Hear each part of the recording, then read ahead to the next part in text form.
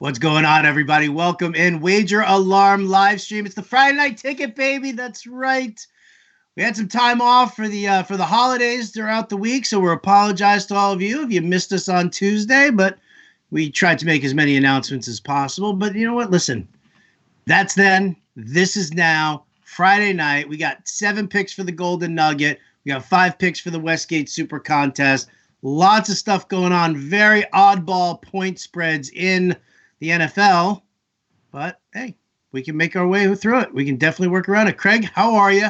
Good to see you again. I've missed you, Craig. I missed you too. We were here last Friday night giving out picks. And, of course, Tuesday night and Wednesday was the Jewish holiday. And so I atoned for my picks last week on Yom Kippur. It was obviously the worst week that we've had in both college and pro since we've started doing this in 2 years. But I've been at this a long time, and I always say the same thing. 1 week has nothing to do with the next in terms of sports wagering. You can't get out of your comfort zone. You can't start changing things around and doing things differently. And I think as we look at the lines this week, we kind of stay true to a lot of the things that we've done throughout the season. So sometimes when the season goes sideways, you got to go the other way. College has obviously been tougher this year for me than it was last year. There's no question about that. But I do feel good about this week's picks for sure. And we're still overall doing fine in these contests. Our goal at the end of the season is obviously to cash, but if not, is to be somewhere in that 55% range, which I believe we will be at the end of the season. So we'll get back on it today. We still have a number of great weeks left in college football. I would say that last week was disappointing on a number of levels, just because in general, a lot of the games weren't close. There was only one college game that I thought that we really had a chance to win, and that was Louisiana Monroe, who picked off a very late in the game, and they didn't end up pulling it out. That was one of the ones that I liked, and unfortunately it didn't come in. But in terms of the NFL, again, a lot of the games came down to 1 possession or 2 possessions. I don't really get too burnt up about that, and we'll dive into those this week. We have some favorites, we have some underdogs, and ironically, last week we almost made a change of a pick to go against one team, and we're going to do that this week. I think that was the right call last week, and indeed it will be a good call again this week. And as you can see, my phones are ringing off the hook to get those picks. So we'll knock them out here on the show. If it's for me, I'm not here. All right. No, he's not here. There you go. I said you weren't there. I appreciate that. All right. Where do we want to start? Let's start with the college world right now. I'm going to start off with a pick that I really like. I dug a little deep into this. So looking at that Texas Tech game against Baylor, and whereas we were off on the Kansas State and basically was a pick'em game. It was a K-State. Kansas State against laying Baylor. 1 point. Kansas State did not show up at all. No, not at all. But at all. There's something in the process. There's something in the research that led us to Baylor, or going against Baylor. And now I'm kind of looking at that as well here with Texas Tech. And I found some really good numbers backing that, talking about a team that is 5-0, maybe shouldn't be 5-0, or maybe we didn't think they should be 5-0 at this point right now. But here you go. 5-0 teams coming off double-digit against the spread wins, which they did, and that are favored for the next game, 47-76 the following week. Since 1980, that's the record. Now, that's a lot. That is a lot. Now, these teams also, when they're facing a conference opponent that's coming off of a win, which Texas Tech is, 15-32-2 against the spread. Wow. So I look at that. I look at a number of things about Texas Tech, about their team, about Baylor.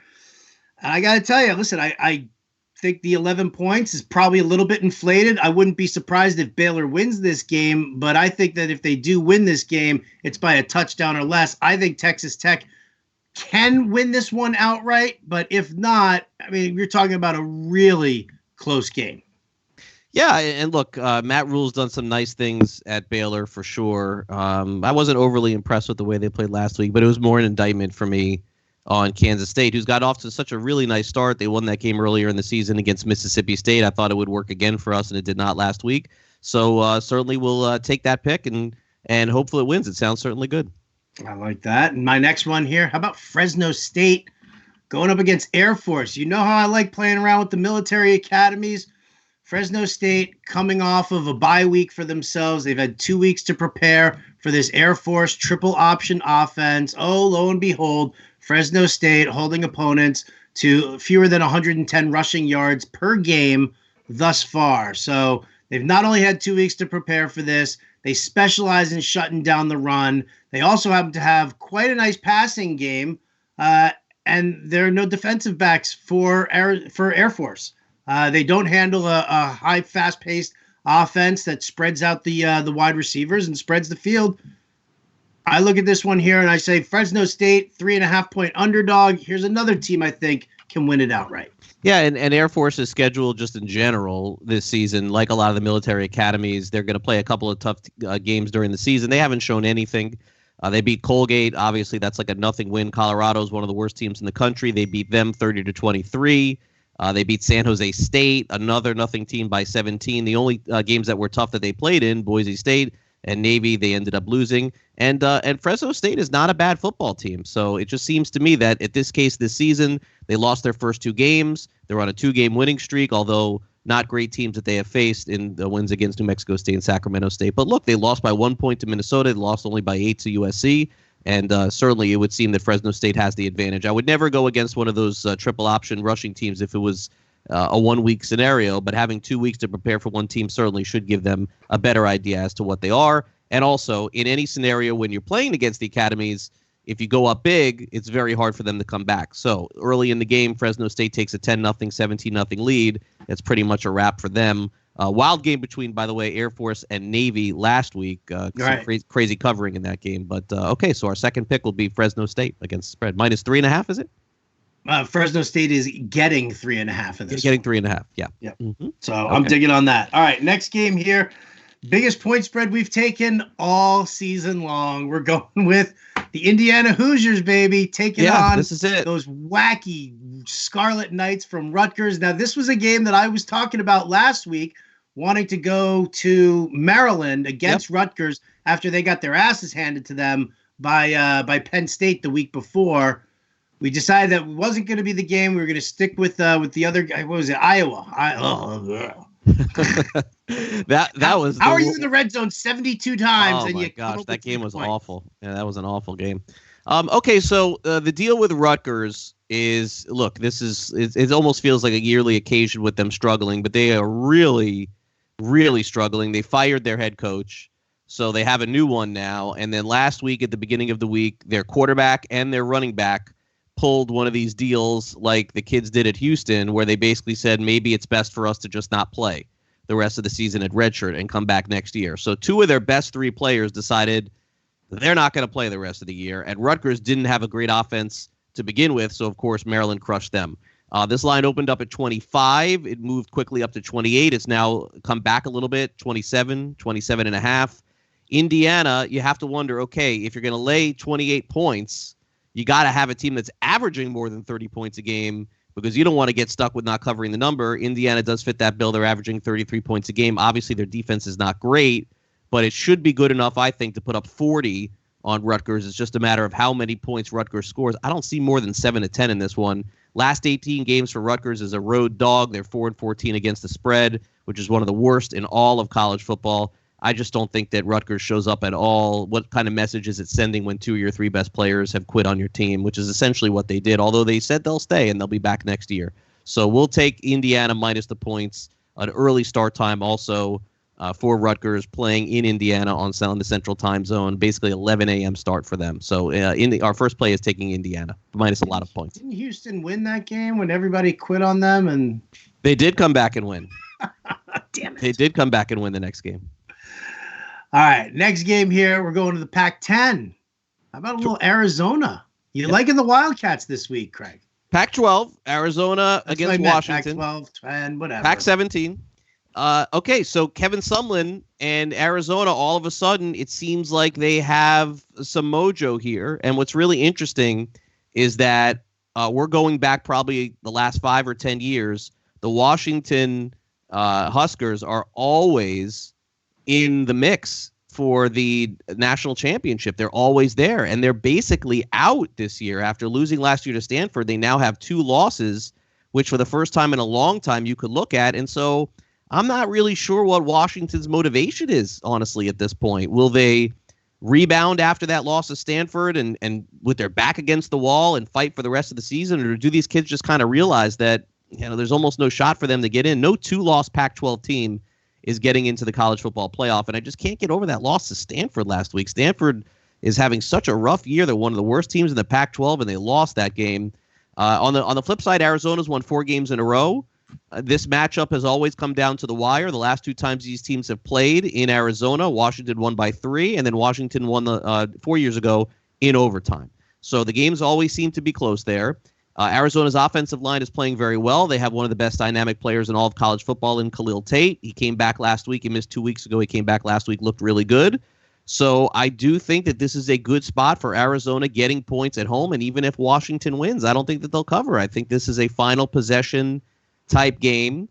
And what is Washington playing for at this point? I'm just not really sure. You could play the other side and say they'll be supremely motivated after coming off that loss to Stanford. I think that would be the case if they only had 1 loss, but already having 2, I think it's kind of deflating. I don't know how they get up for this one. So we'll take the road dog, or the home dog, home dog, yeah, and take the Wildcats plus 6.5. We'll see if Arizona can win 5 games in a row. That'd be something. Love it. Love it. All right. So we're only doing 4 college games this week. We've been doing 5 the last 2 weeks. Now we're going to go back to our 4. We got 3 pro games we want to look at here for the Golden Nugget. Before we do that, let me just give a shout out to our sponsors at Monkey Knife Fight. If you guys love fantasy sports, you should be playing on monkeyknifefight.com. It's the fastest growing daily fantasy site on the planet. Right now, you can join Fantasy Alarm in a $2,000 DFS contest this week, where the winner will take home $100,000. First-time depositors also get 6 months free of the Fantasy Alarm Playbook Pro subscription and 100% deposit match up to $50 on Monkey Knife Fight. So play this week for your chance to win at $100,000 at fantasyalarm.com/monkey. That's fantasyalarm.com/monkey. Now, let's talk pro games here. The 3 that we're going to use for the Golden Nugget. One of them, you say this is your favorite game of the week. Favorite game of the week. First time all season long. Last week, I lost my favorite game of the week. First time all season long. My favorite game was Dallas.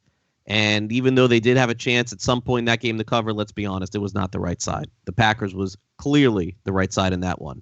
But yeah, my favorite game of the week this week will be the Rams against the San Francisco 49ers. And again, with these picks, you got to understand a lot of them are going to look completely wrong. This is the way that it works in the NFL. You have to have a very short memory.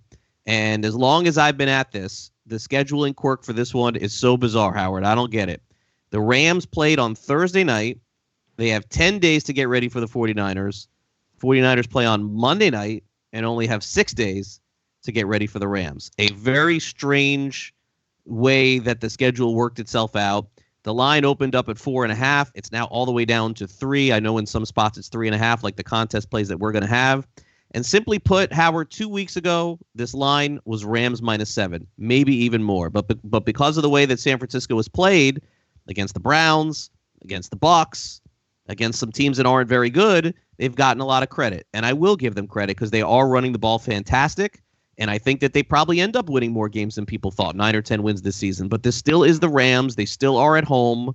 And this is the shortest line that you're going to get for the Rams at home against, I think, any team in the NFL. San Francisco got up in a big way for that game against the Browns on Monday night. A sold-out crowd, a 4-0 team going into the game. I completely understand it, but I think that this is a big overreaction. I think the Rams are still a much better team than the 49ers. And also, I'll say another thing about this game. I think that Todd Gurley's days of an elite running back are done. I don't mind at all the fact that they have these 2 other running backs playing for them this week in Malcolm Brown and Henderson. I think that could actually be a boost. Gurley, one of the great things about him, when games were close and the Rams were playing, Gurley would fake a handoff. Goff would dump it off to him. This guy would run 50 yards. He's not even catching the ball at all out of the backfield anymore. So to me, it's not a detriment at all not having them there. Now, maybe for pass blocking, that could be something a little bit different, and we'll have to see how that plays out. Boza clearly is one of the best defensive linemen in the NFL, and that could give them problems. But San Francisco also has a couple of injuries to the offensive line. And so just kind of in closing here, again, I can't overreact too much to the NFL week to week. And I know for a fact 2 weeks ago, if you asked what the look-ahead line would be, Rams against the 49ers, you would have said, oh, Rams -7, Rams -8. This is just too big of an overreaction to a team that is good, but I don't know that they're great. I think Garoppolo makes some mistakes. I think the Rams win by a touchdown in this one. We'll take the Rams. Well, we saw it a couple of weeks ago when the 49ers committed 5 turnovers in the first half. The Steelers, they covered the spread. They couldn't really capitalize very much on it, but they at least covered the spread in that game. You mentioned the injuries on the offensive line. George Kittle also questionable for the week. He's dealing with a groin issue. The problem with, for me in looking at this one for the 49ers, I think the secondary is a little on the overrated side. I don't think they've been tested all that much. They don't have the offensive weapons. If the Rams clamp down on the on the ground game, well, then I don't really think the Niners have anything. Dante Pettis, Deebo Samuel, these guys aren't getting it done in the passing attack. And if you're taking your best weapon, and you're probably going to need to use him a little bit more for blocking and pass protection, then you are going to be able to release him into the secondary. I think that's an issue for the Niners as well. I like the call here. You said it was your favorite. I'm in on it. Rams -3. I'm perfectly fine with that one there. So that's our first pro game. Second game, I'm taking the Saints as with a point. I think this is easily a game that the Saints can win outright. I went with the Jags against the Panthers last week, and that one didn't happen. It got a little close at one point. I thought I might still be in it. That wasn't a terrible pick. They had a chance, and in fact, they were on the 30-yard line of Carolina in the fourth quarter, and then Minshew fumbled. I mean, that was a game-changing play.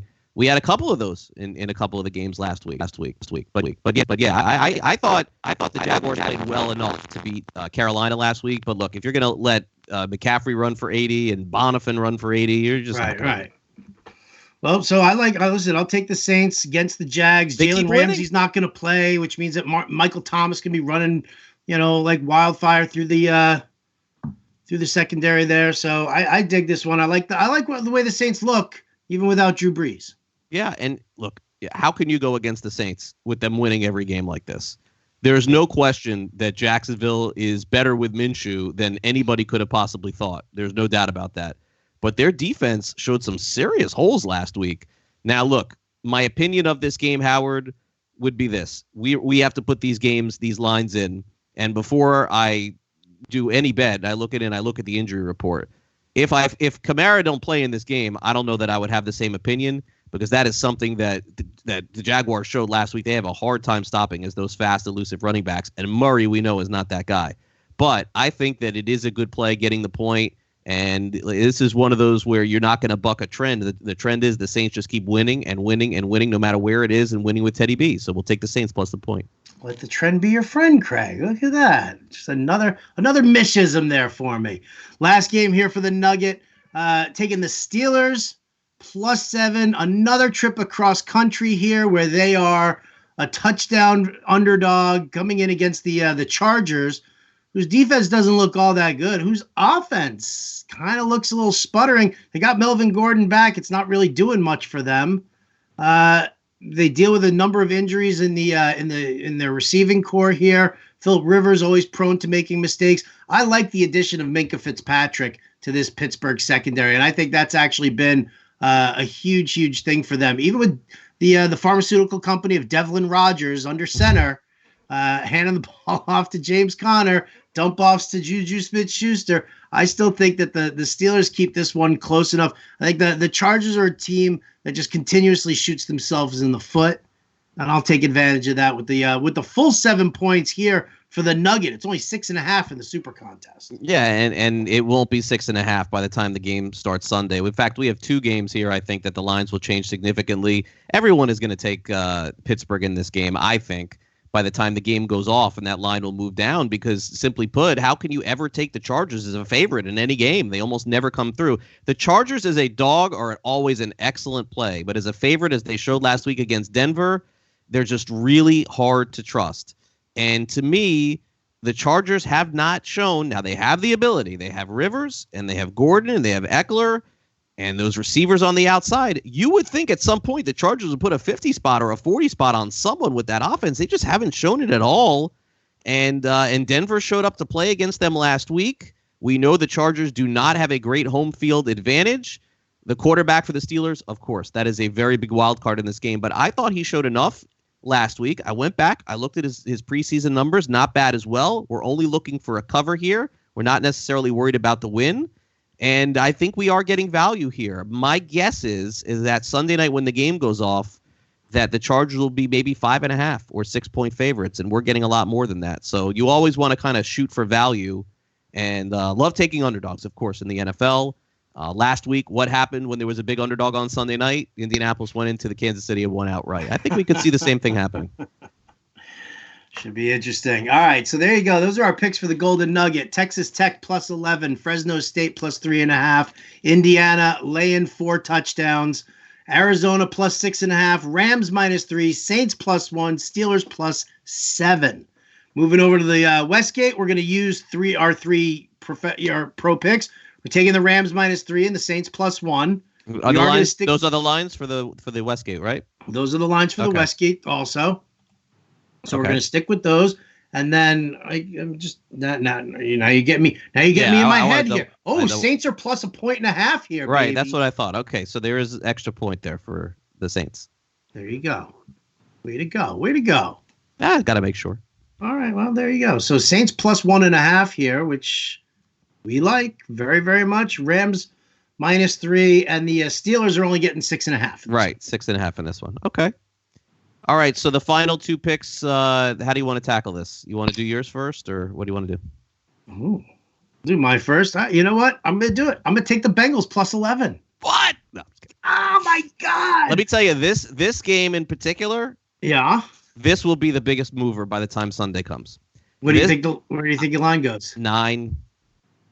I don't understand how Baltimore could be such a big favorite over anyone based on the way that they've played. And this is not one game. This is like several games. They don't look as good as they did. Right? Cincinnati could look like you know what for 3 quarters, and then they do what they did to Buffalo, came right back and covered that spread a couple of weeks ago. So again, you're getting value here. I don't think there's any way this line is 10 by the time Sunday comes. I think there's going to be some money going in on Cincinnati. The Bengals are not a team you ever want to side with at night. But during the day, Andy Dalton does seem to show up. Boyd looked pretty good, I thought. Yeah. Maybe this is a game that Mixon goes off. Lamar Jackson hasn't looked like himself since the first couple of games of the season. Malcolm Brown's not playing. And so in one of these deep leagues, I had to pick up Seth Roberts. What an embarrassment. That's how desperate I am at wide receiver. It's just not a great scenario for Baltimore. And now they're regressing a little bit, I think, offensively into what we thought they would be. And you're right, their defense has not shown a lot. I mean, imagine a game where you're getting 11.5 points and the score is 23-7 with 3 minutes left, and you feel like you've had the right side. You've had the Ravens the whole time they dominate, and then the Bengals score a late touchdown and they get that backdoor. I think that's a possibility in this one. Dalton's been a big backdoor guy, man. I could see that happening again in this game. All right, well, so there you go. Bengals plus 11, and then final game here we're looking at. I thought we have 2 more. Oh, we got 1 more here. Rams, Saints, Steelers, Bengals, and finally. Rams, Saints, Steelers, Bengals. Okay, gotcha. Do you? Are you with me? Yeah, I'll give a 6th pick after we're done. Oh, well, what's your 6th pick? I might like it more than your 5th pick. I like Tennessee. I know you like Tennessee. That is your pick. I like Tennessee. I know you like Tennessee. So tell me why you like Tennessee. Wait, let's get this straight here. What are our 5 picks for the Super Contest? Let's go through them. The way you sent them to me, and we haven't submitted them yet. Okay, but here you go. Rams, Saints, Steelers, Bengals. Rams, Saints, Steelers, Bengals, and then you wanted the Titans plus 2.5. Okay, so that's the game we are going with, right? That's the game we're going with. Okay, let me tell you why I'm taking the Titans this week. You know why I like the Titans? Do you want to change your mind? No. Okay. Let me tell you why I like them. I cannot find one person taking the Titans this week. None. I cannot find one person to give me one reason why Tennessee's going to win this game in Denver. None. I've looked everywhere. Any smart person, any prediction, every single person to a man says Denver is the easy win. It's a short line. They're playing at home. Tennessee goes to Denver and wins this game this week. Look, you cannot ignore what happened to Tennessee last week against Buffalo. Why are the Bills getting so much love after that game last week? Their kicker missed 4 field goals, excuse me. That guy hits 3 field goals, they win the game. I understand. Tennessee's not a good team. But they don't turn the ball over anymore. They've basically said to Marcus Mariota, we understand. You ain't going to be great. You are not going to be a great quarterback in this league. But the only way that we're going to win is if you don't throw picks. 7 touchdowns, no interceptions, but he takes 1 million sacks. I get it. What does Denver not do at all this season? Sack the quarterback. None. They're just not sacking the quarterback. As much as I like Denver at home in the early part of the season, I think that's gone at this point. How can the Broncos be favored over anyone? Are people just looking at the game and saying, oh, Denver at home. Oh, Denver played great last week. Against who? The Chargers? Really? Tennessee wins this game. And you know what they do every few weeks. They win a game they're not supposed to. This is the one. And again, I can't find anybody to agree with me. And that's how I know the pick is right. I'm in on it. And I got to be honest with you. I love Tennessee's offensive line. And I think that this is a game where Derrick Henry eats on the ground. So listen, as much as I love Vic Fangio as a coach and a defensive-minded guy, his defense is still giving up over 150 rushing yards per game right now. This is an easy. I'll tell you right now. This is no score in the first quarter. Denver kicks a field goal. Denver kicks another field goal. Tennessee scores a touchdown. It's 7-6. Denver kicks another field goal. It's 9-7. I mean, this is the kind of game it's going to be. I mean, I guess we should lean toward the under too if we had that. I mean, how can this game go over 40 points or 39 points? I mean, I just don't see it. I mean, I'd be dropping things if I thought that was the case. And I'm doing it. I'm doing it right now. Look at that. It's a real contrarian game this week to take Tennessee. One of the least picked teams every single week in the Super Contest are the Tennessee Titans. No one wants them, and they are not going to be highly picked in this contest. I don't think this week. We need to start making up some ground and taking some contrarian approach to this. So that's what I want to hear. Yeah, that's what I. So another game that I kind of like a little bit this week is Kansas City. I don't understand like the big pushback from that game last week. I don't like Houston at all, so I do like the Chiefs, but I also don't want to fall in love with too many favorites. And already having the Rams as a favorite in there, to have Kansas City too. I'm more about underdogs for sure in the NFL. But that's another line, Howard. I really just don't understand why Houston's getting so much credit going into this game. I was looking at that Seahawks over the Browns. Yeah, I like the Browns. Seahawks giving 1 point. I like the Browns. Oh, do you? You like the Browns for what? Because they got their asses handed to them the week before? They're going to come back. That's what Baker Mayfield does? Absolutely. They're going to win. Browns are going to win. Yeah, Browns will win. I mean, this is the NFL. When it looks too easy, Seattle only laying a point. Side bet? Oh, you want to do that? But you've been the Seattle whisperer. I'm not going against you. Wait a minute. Come on. This is one game I won't do. A lot of I will, but no, Seattle I don't have a good read on. A gentleman bet. There it is. I get my points though, right? What's that? You get your 1 point. No, is that what's the contest lines? 1? 1. Okay, fine. Deal. You can have your 1 point. You know what you can do with that 1 point? Exactly. Yeah, see, the problem is that you watch Monday night's game. They look like absolute trash. And this week, I will tell you right now, the best receiving week for any player in the NFL this week is going to be Odell Beckham Jr. Mark it down. It's going to happen. Listen, I'm not going to say that Odell Beckham and Baker Mayfield aren't going to connect. I'm just telling you that Seattle's had 10 days to prepare for this game. You've got Cleveland, who's had 6 days to prepare for this game. They look terrible. Both Greedy Williams and Denzel Ward are supposed to be out for this game as well. Denzel Washington will be fine. On that note, that's going to do it. Those are our Super Contest picks. Rams -3, Saints +1, Saints +1.5, Steelers +6.5, Titans +2.5, and we're taking the Bengals +11. How about them dogs, baby? We need some dogs. We need to get the mojo back after last week. We didn't have a good week last week, but you guys have been hanging with us for a year and a half doing these live streams. We never have bad back-to-back weeks, and we're not going to do it this week. We're going to bounce back in a big way this week, but this is a good lesson in gambling. It's a good lesson in wagering.